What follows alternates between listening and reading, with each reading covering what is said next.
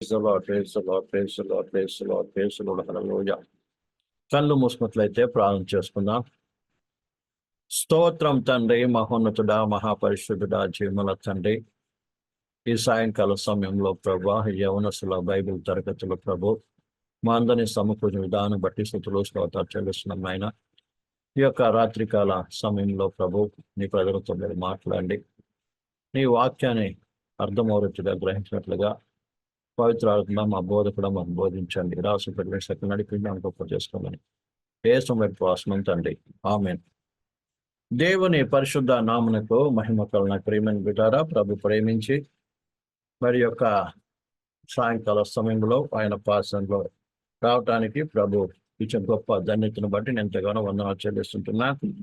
మనము కీర్తన గ్రంథము 45వ అధ్యాయము ప్రేమ ద్వారా 11వ వచనంలో ప్రేమ ద్వారా మరి 4 విషయాలలో 4వ విషయాన్ని మనం ధ్యానిస్తున్నాం.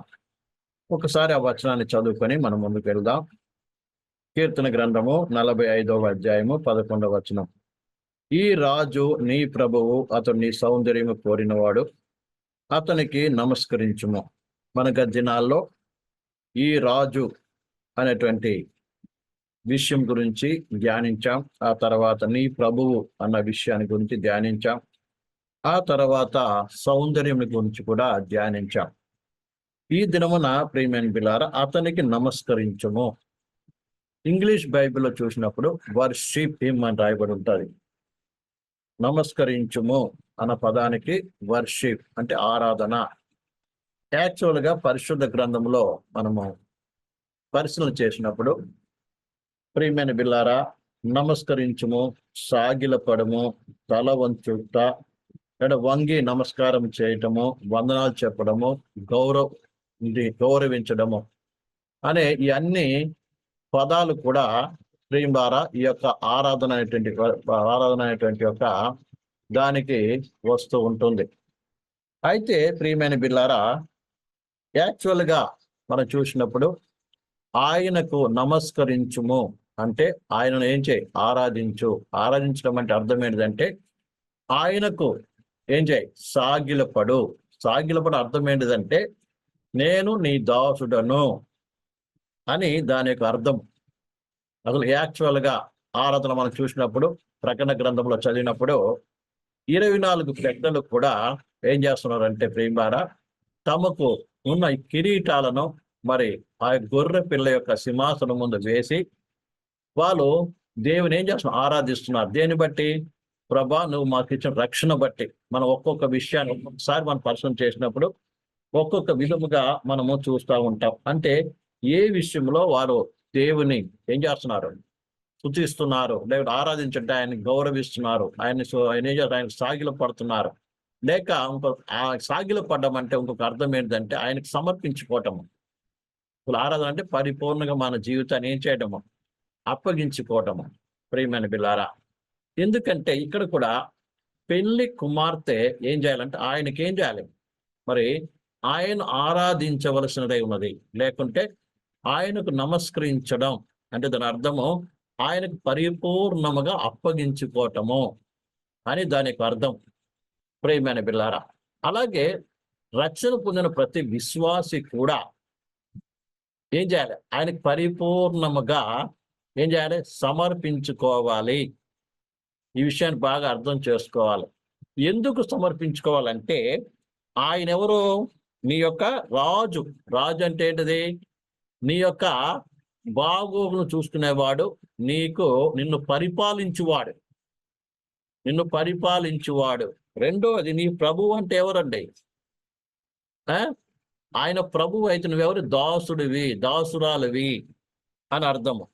ఆయన కోరుకున్నాడు. రాజు ప్రభు మనం చూస్తాం ప్రియమైన బిడ్డలారా, ప్రకటన గ్రంథంలో ఆయన రాజులకు రాజు, ప్రభులకు ప్రభువు అని చూస్తాం. ఎవరికి ప్రభు ఏమని బిడ్డలారా? మనందరికీ. ఎవరినైతే ఆయన కోరుకున్నాడో చూడండి, మన లోకరీతిగా గొప్ప వాళ్ళం కాకపోవచ్చు, జ్ఞానవంతులం కాకపోవచ్చు, అందమైన వారం కాకపోవచ్చు, లోకరీతిగా మనమే కాకపోవచ్చు, పేరు ప్రఖ్యాతి పొందిన వారం కాకపోయినా కూడా ఆయన మనల్ని ఏం చేశాడు, కోరుకున్నాడు. ఆయన మనల్ని కోరుకున్నాడండి. దేని కోరుకున్నాడు? హృదయ సౌందర్యాన్ని కోరుకున్నాడు. మనం ఆల్రెడీ చూసాం ఎలాంటి సౌందర్యము కలిగి ఉండాలో.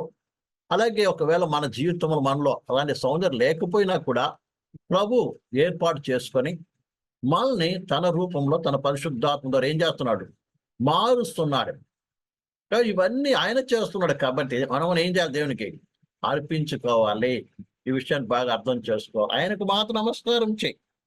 అందుకే పాత నిబంధన మనం చూస్తాము, పైన ఆకాశం అందే కానీ, క్రింద భూమి అందే కానీ, భూమికి నీళ్ళ అందే కానీ వేటి రూపమైన చేసుకునకూడదు, వాటికి సాగిల పడకూడదు, వాటిని ఏం చేయకూడదు? పూజింపకూడదు అని దేవుని వాక్యం చెప్తుంది. ఎందుకంటే ఆయన నిన్ను ఏం చేశాడు? విమోచించాడు. ఆయన ఏర్పాటు చేసుకున్నాడు. ఎవరికి చెప్తున్న ఈ మాట? ఇజ్రాయెల్ ప్రజలకు చెప్తున్నాడండి. ఏమని?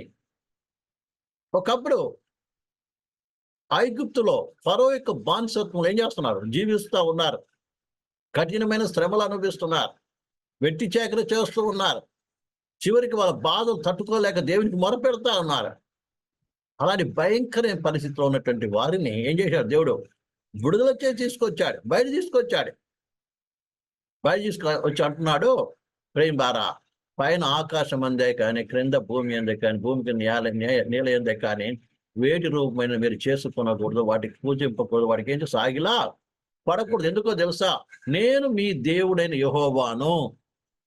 ఇప్పుడు బాగా అర్థం చూసిన ఒకసారి ఆ మాట కూడా చదువుదాం చూడండి. నిర్గమకాండము 20వ అధ్యాయము.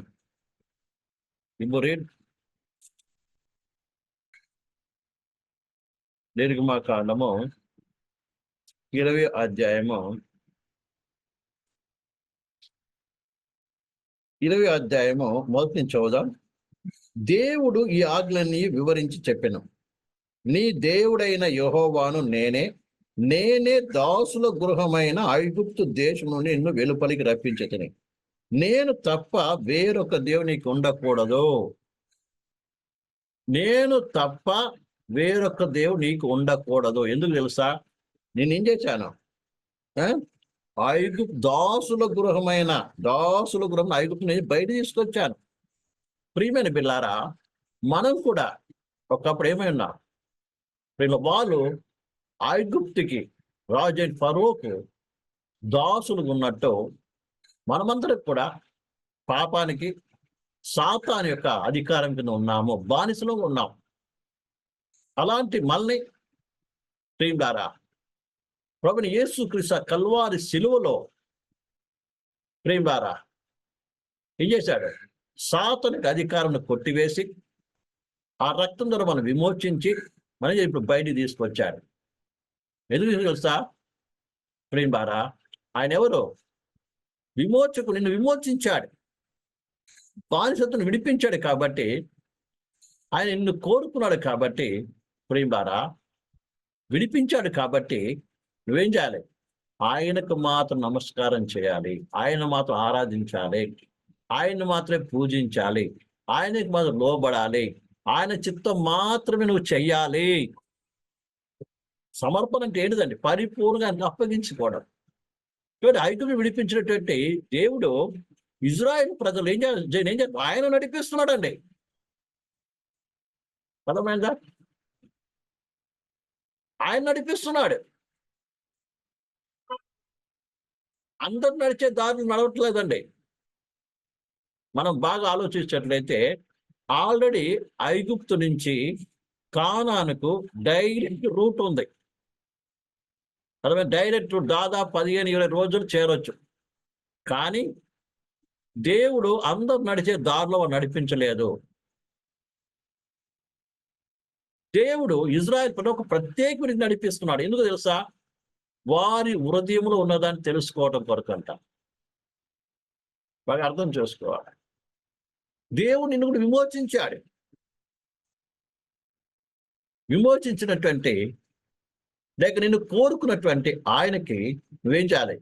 ఆయనకు మాత్రం నువ్వేం చేయాలి? నమస్కరించాలి. నమస్కరించేది అర్థము?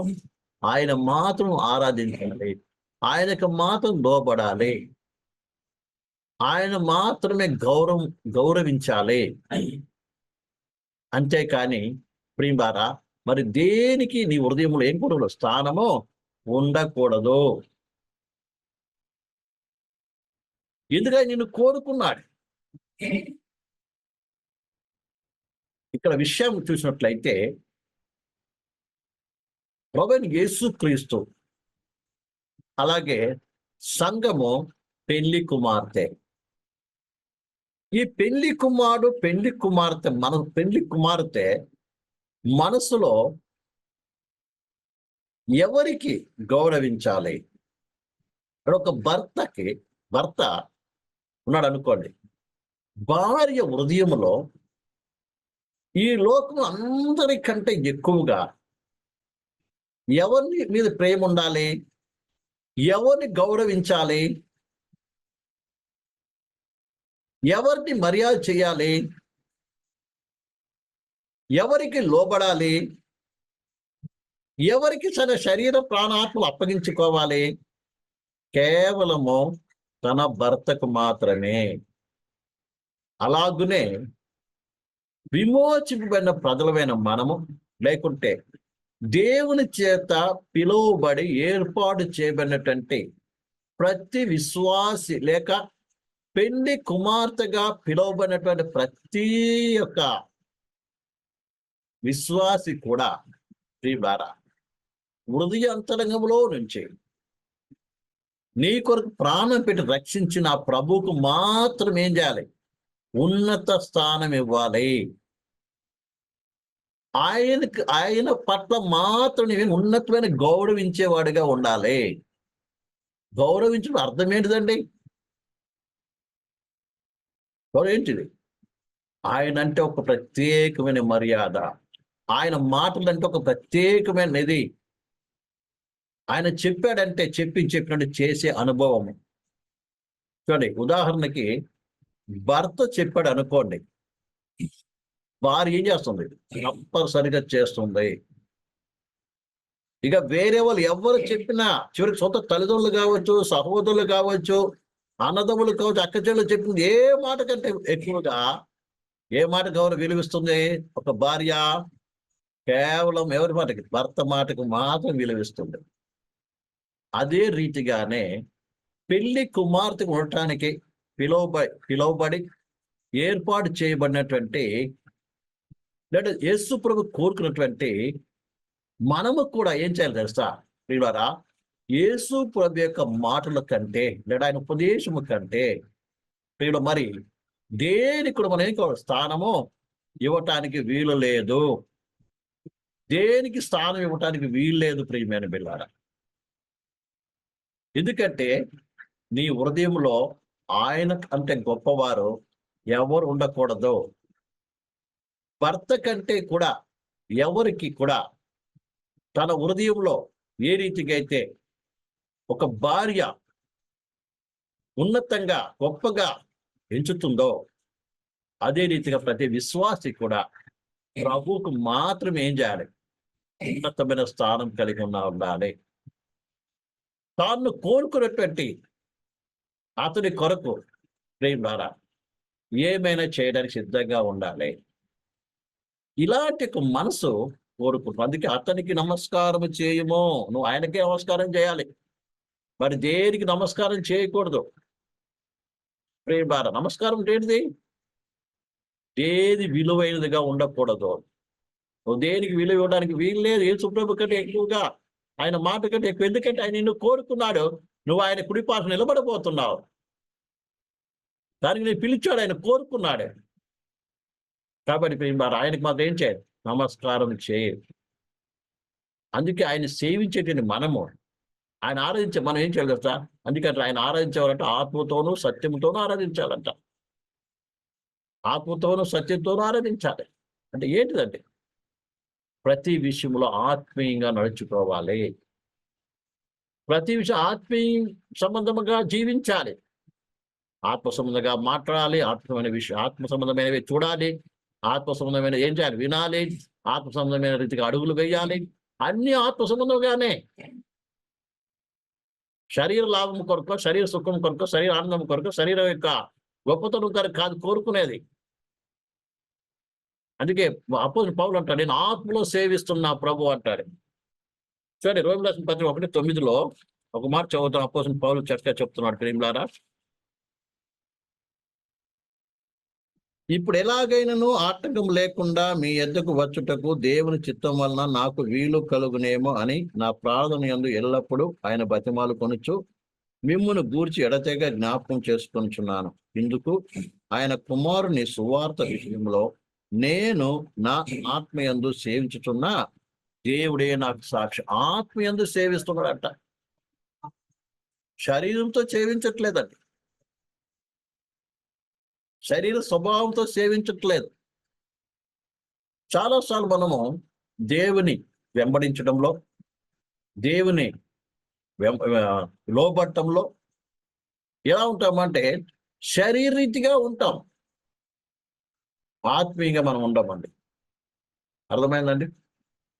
శరీరకంగా మనం ఆలోచిస్తూ ఉంటాం, శారీరకంగా దేవుని సూచిస్తుంటాం, శారీరకంగా దేవుని ఆరాధిస్తుంటాం, కానీ ఆత్మ మాత్రము నిల్లుగా ఉంటుంది. ప్రియులారా, శరీరానికి ఏదైనా నష్టం కలిగితే, శరీరానికి ఏదైనా బాధ కలిగితే, శరీరానికి ఏదైనా అవమానం కలిగితే ఏం చేస్తాం మనము? తట్టుకోలేమో వెనకంజ వేసేస్తారు చాలా మంది, వెనకంజ వేసేస్తారండి ప్రియులారా. కానీ నీవు నిజంగా ఆత్మీయుడివైతే ఏం చేయాలి? ఆత్మ ద్వారా నడిపించబడాలి. ఆత్మలు ఏం చేయాలి? అంత గౌరవించాలి, ఆత్మానుసారమైన ఆలోచన కలిగిన వాడు ఉండాలి, ఆత్మానుసారంగా మాట్లాడే వ్యక్తిగా ఉండాలి. అన్ని కూడా ఆత్మ సంబంధం అనేది ఉండాలి ప్రియమైన బిడ్డలారా. బాగా అర్థం చేసుకోవాలి. లేకపోతే మనము ప్రియమైన బిడ్డలారా దేవుని చేత మనం ఏంటి అంగీకరించబడము. నువ్వు నమస్కారం చేయడం ఎవరికి? ఆయనకు మాత్రం నమస్కారం చేయి, ఇంకెవరికి నమస్కారం చేయొద్దు. అంటే దాని అర్థము, ఒక భర్తకి ఏ రీతి భార్య పరిపూర్ణంగా లోబడుతుందో, ఆయన మాట అంటే గౌరవిస్తుందో, ఆయన చెప్పింది తప్ప వేరొకటి ఏ రీతిగా వేరే ఆమె చేయదో, అదే రీతిగానే దేవుని చేత అంటే రాజాది రాజు ప్రభుకు ప్రభు అయినటువంటి యేసు క్రీస్తుకు కుడి పార్శ్వమున నిలబడ్డానికి పిలువబడేటువంటి మనము, లేదా ఆయన కోరుకున్నటువంటి మనము కూడా ఏం చేయాలి? ఫస్ట్ స్థానము, ఇంకా ఫస్ట్ స్థానం ఆయనకే, లాస్ట్ అన్ని ఆయనకే, ఫస్ట్ లాస్ట్ అంటూ లేదండి. ఎందుకంటే దేవుడికి పరిపూర్ణ సమర్పణ, ఇక ఫస్ట్ లాస్ట్ అనేది ఏమీ లేదు. పరిపూర్ణంగా ఎవరు? ప్రభు చిత్త ప్రకారం జీవిస్తాను, ప్రభు మాటకు మాత్రం విలువిస్తాను, ప్రభు ఏ ఉపదేశం ఇచ్చాడో ఆ ఉపదేశాన్ని నేను విలువిస్తాను. మరి దేనికి కూడా ఏం చేయకూడదు, నా దగ్గర విలువ ఇవ్వను. తర్వాత అవన్నీ తర్వాత సంగతి. ఫస్ట్ ఎవరు? ప్రభువు. అందుకే ఆయన కోరుకున్నాడు కాబట్టి ఆయనకి మాత్రం ఏం చేయ, నమస్కారము చెయ్యి అని ఇక్కడ దేవుని వాక్యం హెచ్చరిక చేస్తుంది ప్రియులారా. ఒకటి. రెండోది ప్రియమైన బిల్లారా, ఆత్మల ఆరాధన కూడా చూపిస్తుంది. మొట్టమొదట ఫస్ట్ ఆఫ్ ఆల్ ఆయన ఏం చేయడం? గౌరవించడం. ఫస్ట్ ఆయనని, ఆయన మాటలని, ఆయన చిత్తాన్ని, ఆయన సంకల్పానికి మనం మొట్టమొదటి ఏం చేయడం? విలువనివ్వటం. నంబర్ 2, ఆత్మలు ఆరాధించడం. అర్థమైందండి? అందుకే యేసు ప్రభు చెప్తాడు, నన్ను దేవుడు ఆత్మ గనుక ఆరాధించేవారు ఆత్మతోనూ సత్యముతోనూ ఆరాధించాలని వాక్యం చెప్తుంది. ఏంటి ఆత్మతో ఆరాధించడం అంటే? ప్రియులారా, మన ఆత్మకి ప్రభు ఆత్మ ఏం కావాలి? కనెక్ట్ అవ్వాలి. అర్థమైందా? పరిశుద్ధాత్మ నింపబడినటువంటి మనము అందుకే నింపబడి ఏం చేయాలి? ఆత్మలో ఆరాధిస్తూ ఉంటాం. ఆత్మ అంటే పరిశుద్ధాత్మ ఆరాధించినప్పుడు ఆయనకి మనకేమవుతుంది? కనెక్షన్ అవుతుంది. ఉదాహరణకి ఏ రీతిగా అయితే ప్రియులారా, మన యొక్క గుండెలో 4 నరాలు పనిచేస్తుంటుంది. 2 ఏమొస్తుంది? ఇంప్యూర్ అంటే ఏమంటుందని, చెడు రక్తాన్ని గుండెకు తీసుకొస్తుంది. గుండె ఏం చేస్తుందంటే శుభ్రపరిచి ఏం చేస్తుంది? మళ్ళీ అది పంపు చేస్తూ ఉంటుంది. అదే రీతిగా దేవునికి మనకి ఏముండాలి? కనెక్షన్ ఉండాలి. ఎప్పుడైతే కనెక్షన్ దేవుడి ఆత్మకి మన ఆత్మకి కనెక్ట్ ఎప్పుడవుతుంది? మనం ఆత్మ నింపబడి హృదయపూర్వకంగా ప్రభువుకి సరిలో కూర్చొని ప్రభువుకి మన యొక్క బలహీనతలన్నీ కూడా ఒప్పుకొని ఆయన స్తుతించి ఆరాధించినప్పుడు పరిశుద్ధ నింపబడి అన్య భాషలతో మనం ఏం చేస్తాం? ఆరాధన చేస్తూ ఉంటాం. అలా ఆరాధన చేస్తూ ఉన్నప్పుడు ప్రియులారా మన ఆత్మ ఆయన ఆత్మ ఏమవుతుంది? కనెక్ట్ అవుతుంది. అప్పుడు మనలో ఉన్నటువంటి బలహీనతలు, మన వీక్‌నెస్, మన ఇంట్లో ఉన్న పొరపాట్లు అన్నీ కూడా ఏమో శుద్ధి చేయబడి, మనలో తేలిక చేయబడి, నూతన బలం, నూతన శక్తితో నువ్వు ఆత్మ ఏదో నింపబడి అడుగులు ముందుకు వేస్తాం. అందుకే ఎప్పుడైతే ఆత్మను ఆరాధిస్తామో మనకు ఒక ప్రత్యేకమైన నూతన అభిషేకము వస్తుంది. ఈ విషయాన్ని మనం బాగా అర్థం చేసుకోవాలండి ప్రియమైన పిల్లారా. అందుకే పదే పదే కూడా ఆత్మలో ఆరాధించమని దేవుని వాక్యం చెప్తుంది. చూడండి ఇక్కడ కావాలంటే ప్రియులారా ఆహ్, ఫిలిప్పీ రాసిన పత్రిక 3వ అధ్యాయం 3వ వచనం. ఫిలిప్పీ రాసిన పత్రిక 3వ అధ్యాయం 3వ వచనం. ఎందుకనగా శరీరం ఆస్పాదము చేసుకొనక దేవుని దేవుని యొక్క ఆత్మ వలన ఆరాధించుచు క్రీస్తునందు అతిశయపడుచున్న మనమే సున్నతి ఆచరించు వారము. ఇక్కడ దేవుని సున్నతి గురించి చెప్తూ ఉన్నాడు. సున్నతి అనేది శరీర సంబంధమైనది. చాలా సార్లు శరీర సంబంధంగా ఏం చేస్తారు? ఆరాధిస్తూ ఉంటారు. గట్టి అరవటమో, గట్టి కేకలు వేయటమో, ఇక్కడ మ్యూజిక్ పెట్టుకొని పెద్ద నాట్యం ఆడటం అవి ఇవి చేస్తుంటే ఇదంతా ఏంటంటే శరీర సంబంధమైనది. అరవటం, కేకలు వేయటం, పెద్ద పెద్ద మ్యూజిక్లు పెట్టుకుంటాం. ఈ మధ్యలో అయితే పెద్ద పెద్ద మంచి కలర్ లైట్లు రకరకాలుగా ఏమంటారు దాన్ని ఫ్యూమ్ లైట్స్, పొగలు వచ్చేటువంటి లైట్లు. ఇది ఆరాధన కాదండి. అంటున్నాడు శరీరం ఆస్పాదం చేసుకోవద్దు, లేక ఆత్మ వలన ఆరాధించండి. ఏంటి ఆత్మలో ప్రేమారా? అది ఆత్మలో ఆరాధించడం. అందుకే అంటాడు పౌలు, నేను ఆత్మలోనూ పాడుదును, ఆత్మలోను ప్రార్థన చేస్తాను అంటున్నాడు. మనసుతోనూ ప్రార్థిస్తాను, ఆత్మతోనూ ప్రార్థిస్తాను. మనసుతో పాటలు పాడతాను, అలాగే ఆత్మతో కూడా పాటలు పాడతాను. ప్రియమైన బిడ్డ, ప్రతి విశ్వాసి కూడా ఈ యొక్క ఆత్మలో ప్రార్థించేటువంటి ప్రార్థన, ఆత్మలో పాటలు పాడే అనుభవము రావాలి.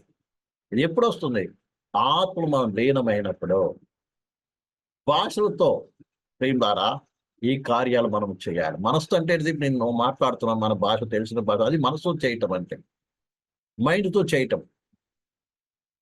అలాగే ఆత్మలో చేయటం అనేది అది దేవునికి ఆత్మకు సంబంధించినది. ఆత్మలో ఆరాధించడం నేర్చుకోవాలి. ఈ అనుభవం చాలా ముఖ్యమైనది.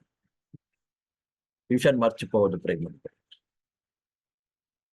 అప్పుడప్పుడు భక్తులు అంటూ ఉంటారు ప్రేమ ఏంటంటే గంట సేపు మనసులో చేసే ప్రార్థనకి 10 నిమిషాలు ఆత్మలో చేసే ప్రార్థనకి సమానమంట. ఈ విషయాన్ని బాగా అర్థం చేసుకో. అందుకే అంటున్నాడు ఆత్మలో ఏం చేయాలి? ఆరాధించాలి. శరీరం ఆస్వాదం చేసుకోకండి ప్రియులారా. ఆత్మలో ఆరాధించడం నేర్చుకోమని దేవుని వాక్యం హెచ్చరిక చేస్తుంది ప్రియులారా. అదే రీతిగా ప్రియులారా యూదా పత్రిక 1:20 కూడా రాయబడింది. యూదా పత్రిక, ప్రియులారా మీరు విశ్వసించు అతి పరిశుద్ధమైన దాని మీద మిమ్మును మీరు కట్టుకొనొచ్చు, పరిశుద్ధాత్మలో ప్రార్థన చేయొచ్చు. ఎందులో ప్రార్థన చేయమంటారండి?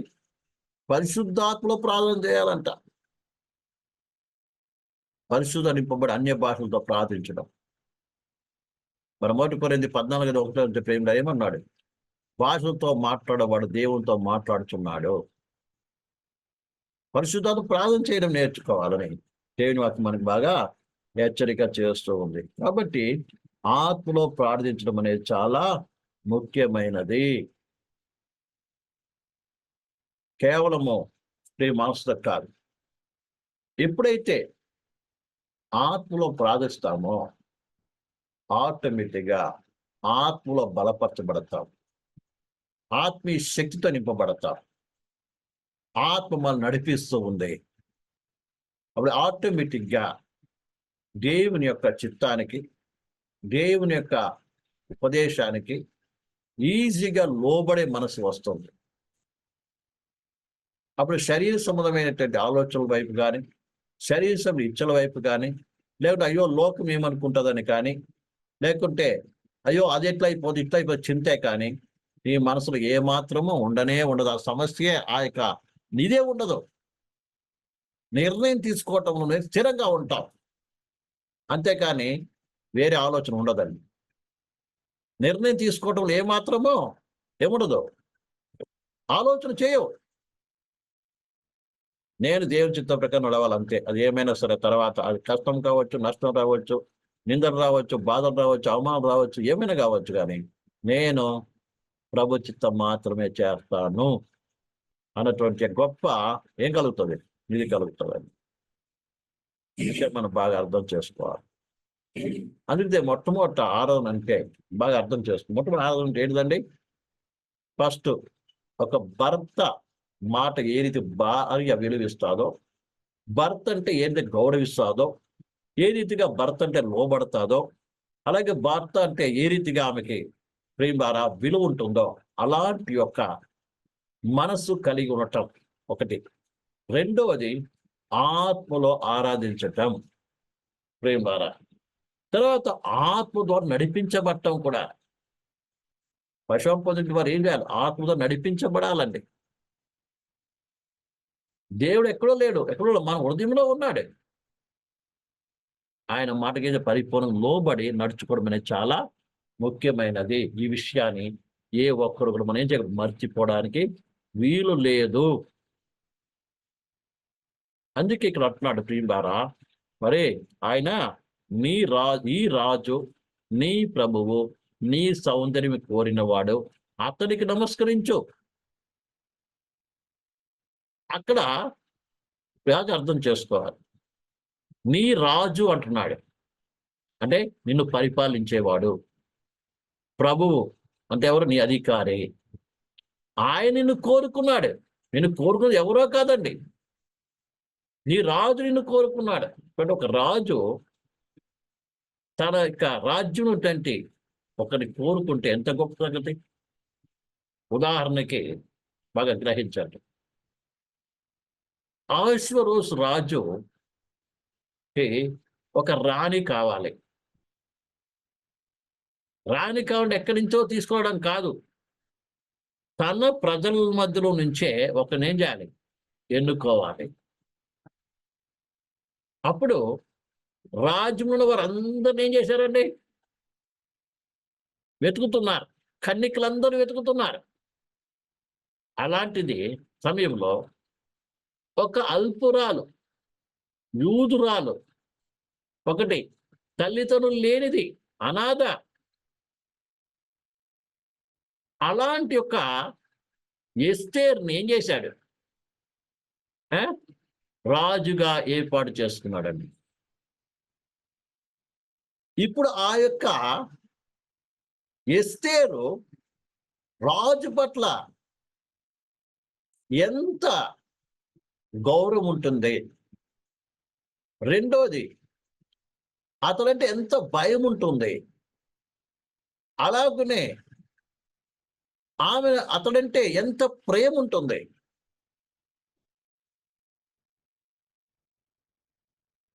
అలాగే ఆమె ఎంత పశ్చాత్తాపం ఉంటుంది, దీనత్వం ఉంటుంది. ప్రేమైన బిడ్డ, ఆయన ఎవరు? రాజులకు చక్రవర్తి. అహష్వేరోషు అంటే ఎంత 127 ఆస్థానాలకు ఏంటిదంట, రాజు.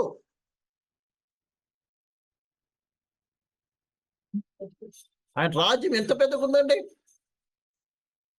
హిందూ దేశం మొదలుకొని అంత ఎక్కడ చదువుతాం కదా, హిందూ దేశం మొదలుకొని అంత పెద్ద రాజ్యంకి రాజు ఆయన కదండి. ఎస్తేరు గ్రంథంలో మనం చూసినట్లయితే ఆయన రాజ్యం ఎంత గొప్పది. హిందూ దేశం మొదలు కూసు దేశం వరకంట. సో మీరు మ్యాప్ చూస్తే తెలుస్తుంది. అంటే దాదాపు 3 ఖండాల్లో వ్యాపించి ఉందండి. ఆఫ్రికా, యూరప్, ఆసియా ఖండాలు 3 ఖండాలు మొత్తం ఉన్నాయి. అంత పెద్ద రాజ్యాధిపతి తన పక్కన కూర్చోవడం కొరకు ఒక సామాన్యమైనటువంటి అల్పురాలు, ఒక అనాథ, అలాగ పరదేశి, అలాంటి ఆమెను ఏం చేశాడు? ఎన్నుకున్నాడు. ఇప్పుడు ఆమెకి రాజుగారంటే ఎంత గౌరవం, ఎంత భయము, ఎంత మర్యాద. అలాగే ఆమె దృష్టిలో ఏ రీతిగా ఉంటుంది? ఇది నిజంగా రాజుగారి యొక్క దయ మాత్రమే. ఇంకొకటి, ఆమెతో పాటు ఒక్కతే సెలెక్ట్ కాలేదు, ఆమెతో పాటు ఎంతో మంది వచ్చారు కన్యకలు, వాళ్ళందరూ సెలెక్ట్ కాలేదు. ఈమె సెలెక్ట్ అయ్యింది. నిజంగా ఆవిడ ఎలాంటి కృతజ్ఞతా భావం కలిగి ఉంటుంది. అదే రీతిగా ప్రియ సహోదరి సహోదరులారా, ఈ లోపల ఎంతో మంది ఉంటుండగా రాజులకు రాజు, ప్రభులకు ప్రభు, సకల విశ్వానికి అధిపతి, సృష్టికర్త, అధిపతి, నడిపించేవాడైనటువంటి ఆయన పక్కన కూర్చోవడం కొరకు నిన్ను ఏరి కోరుకున్నాడు. నిన్ను ఏరి కోరుకున్నాడు ఆయన. అలాంటి పరిస్థితి మన యొక్క మనసు ఏ రీతిగా ఉండాలి? మన హృదయము ఏ రీతిగా ఉండాలి? ఆయనంటే ఎంత గౌరవం ఉండాలి, ఎంత భయం ఉండాలి, ఆయనంటే ఎంత మనకు మర్యాద ఉండాలి, అలాగే ఆయన పట్ల మనలో ఎంత ప్రేమ ఎంత ఉండాలి, అలాగే ఎంత కృతజ్ఞతాభావం కలిగిన వారికి ఉండాలి. ఒక్కసారి మనం ఆలోచించుకోవాలి. అంత గొప్ప ధన్యతను విడిచిపెట్టి మళ్ళా ఆమె మనసు, హృదయము పక్కన వేరే పురుషుని మీదో, వేరే లోక భాషల మీదో, వేరే విషయం మీద వెళ్తుందామే? వెళ్ళలేదండి ప్రియమైన పిల్ల. ఎంతో చివరికి ప్రియమారా, ప్రాణము కంటే ఎక్కువగా ఏం చేస్తుంది? ప్రేమించడం నేర్చుకుంటుంది. రాజుగారికి ప్రాణం ఇవ్వటానికి సిద్ధంగా ఉంటుంది. ప్రేమారా, ఈ విషయాన్ని మర్చిపో. అదే రీతిగా మనం కూడా మన ప్రభు అయినటువంటి యేసు పట్ల అలాంటి గౌరవము, అలాంటి యొక్క భయము, అలాంటి యొక్క కృతజ్ఞతా భావం కలిగి దీనిలో మనం ఏం చేయాలని సేవించడం మనము నేర్చుకోవాలి. ఆయన ఎదుట ఆయనకు మాత్రమే మర్యాద ఇవ్వాలి, ఆయనకు మాత్రం విలువ ఇవ్వాలి, ఆయన మాత్రమే గౌరవించాలి, ఆయనకు మాత్రం నీ జీవితాన్ని పరిపూర్ణంగా అప్పగించుకోవాలి. అదండి ఆయన ఆరాధించుకో, ఆయనకి ఏం చేయాలి? సమర్పణ చేసుకోవడం. ఇట్టి రీతిగా మన జీవితాలను ప్రభు సిద్ధపాటు చేయాలని మనం అప్పగించుకొని ప్రారంభం చేసుకుందాం. దేవుడి ఈ వాక్యాన్ని దీవించును గాక. కళ్ళు మూసుకుంటే ప్రారంభం చేసుకుందాం. హల్లెలూయా. స్తోత్రం, స్తోత్రం, స్తోత్రం, స్తోత్రం, స్తోత్రం. పరిశుద్ధమైన దైవమా, హల్లెలూయా. ఈ రాత్రి కాల సమయాన్ని బట్టి చుట్టూ స్తోత్రం చెల్లిస్తున్నాం నాయన. ఎంతగానో నువ్వు ప్రభు ప్రేమించి మరోసారి నీ వాక్యం దగ్గరికి తీసుకొచ్చిన వందనాలు. ఈ రాజు, నీ ప్రభువు, నీ సౌందర్యం కోరిన వాడు, అతనికి నమస్కరించమని నిజంగా ప్రభు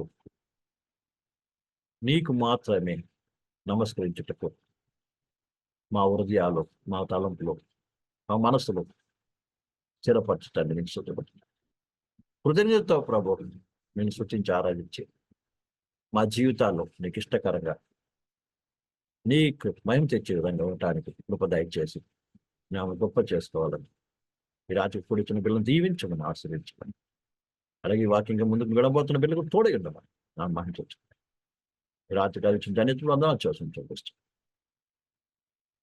వందనాలు స్తోత్రం చెల్లిస్తాం. ఏ సొమ్మడికి వాసన తండ్రి. ఆమేన్. మన తండ్రి అయిన దేవుని ప్రేమ కుమారుని యేసుక్రీస్తు పరిశుద్ధాత్మ సహవాసం పోయిన మందులోకి సకల పరిశుద్ధులు కూడా ఆయన ఆజ్ఞ తోడై నడిపించుగాక. ఆమేన్.